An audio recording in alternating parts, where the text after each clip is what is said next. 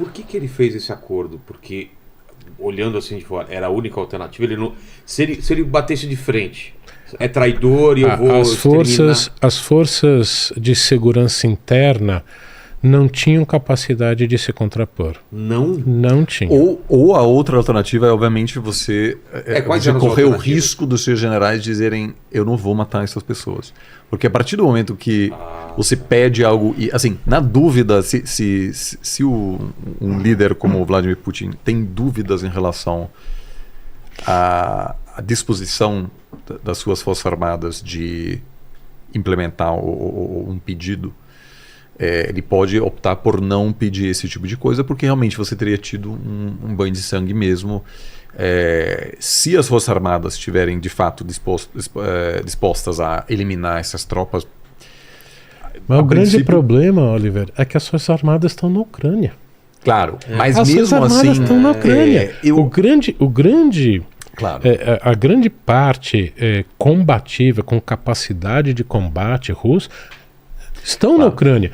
Quem estava fundamentalmente se preparando e indo para a periferia, para as estradas de Moscou, eram a FSB, que é o grande serviço de segurança interno da Rússia, que para uma polícia é muito armada, é muito para quê? Para lutar contra uma população, não contra um exército mercenário com tanques, inclusive até a incapacidade de se preparar para isso. Eu vi um vídeo de que uma estrada que eles puseram ônibus para bloquear a estrada, vem um tanque, sai da estrada, passa pela grama e vai embora, e vem um monte de carro atrás e soldados olhando. Eles nem atiraram.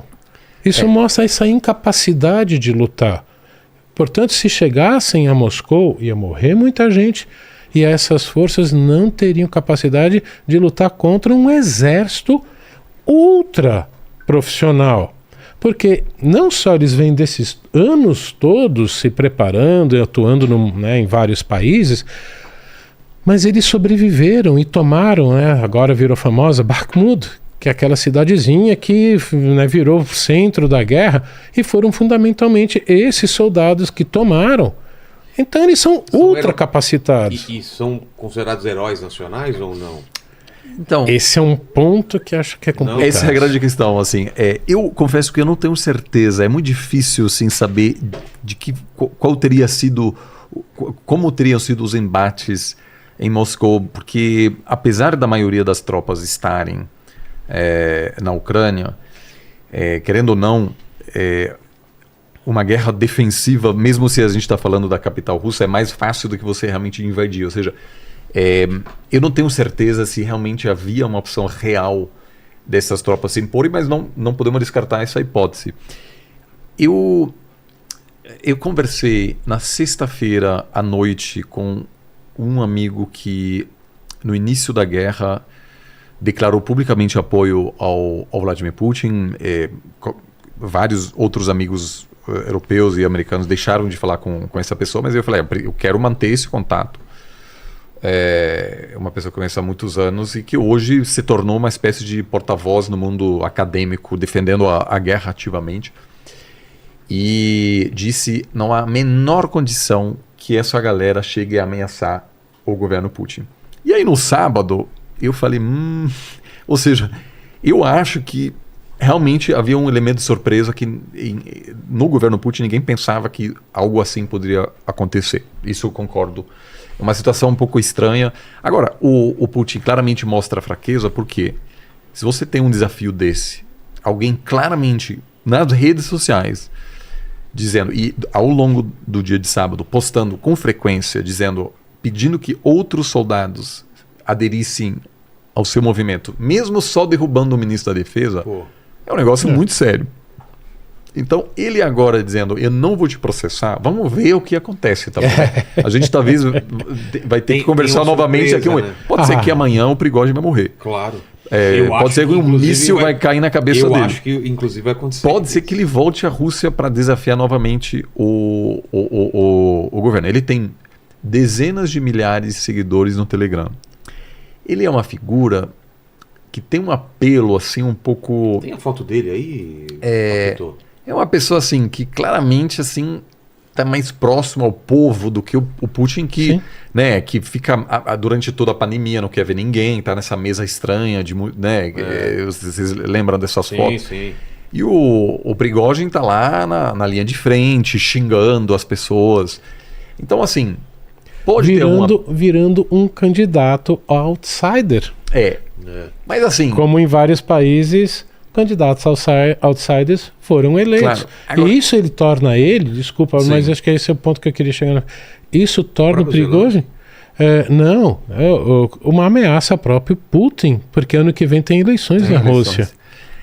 Enfim, é um cara. Isso à esquerda, o Prigozhin. Só que assim, ele tá até meio civilizado assim, nessa foto. Essa foto eu acho que é um pouco antes da guerra, assim, porque ele envelheceu bastante. É mesmo? Que, enfim, tem um histórico longo de ele ter participado em atos de tortura, etc. Ou seja, alguém que contrasta muito o Putin, que está lá no palácio dele, não querendo encostar em ninguém para não pegar Covid, etc. Ou seja, tem essa divergência, e o Vladimir Putin não usa a internet, ele não tem canais nas redes sociais, é uma pessoa muito formal, ele dá esses discursos com teleprompter, e o Prigozhin está lá xingando as pessoas, ou seja, totalmente um estilo mais informal. Agora, dos meus colegas russos, ninguém me disse, cara, eu quero que esse cara seja presidente. Então, eu não sei, assim, também não é... Tem medo também desse Pode, assim, é um cara meio louco. Até os próprios russos dizem, esse cara é meio louco. E tanto que o governo americano, no sábado, se você perguntou diplomatas da Alemanha, da Ucrânia, dos Estados Unidos, dizendo, vocês estão torcendo para quê aqui? Exato. Todos me disseram, cara, esse Prigozhin é mais louco.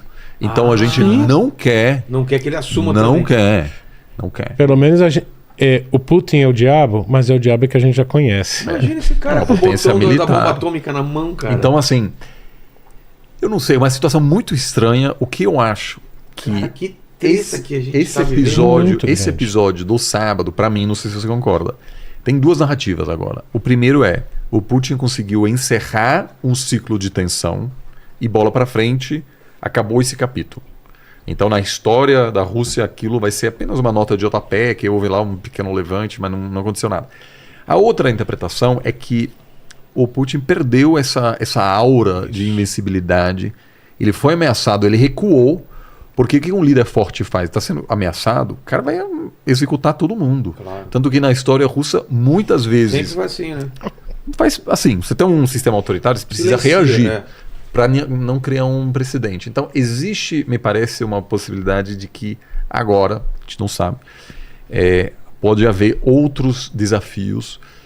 Porque, inclusive, uma coisa que eu achei muito interessante, houve uma contradição entre, no sábado, o porta-voz, no domingo, o porta-voz do Kremlin disse, ninguém vai ser processado.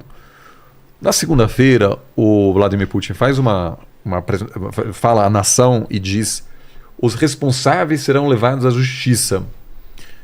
Mas o Prigozhin não. Ou seja, não está muito claro agora. Eu acho que houve aí ainda uma negociação interna. E eles estão perdidos. Agora, eu acho que o Vladimir Putin ainda pode se manter no poder por um bom tempo, assim, porque você desafiar ele ainda traz um risco enorme. É uma situação pouco clara. E a grande questão para mim é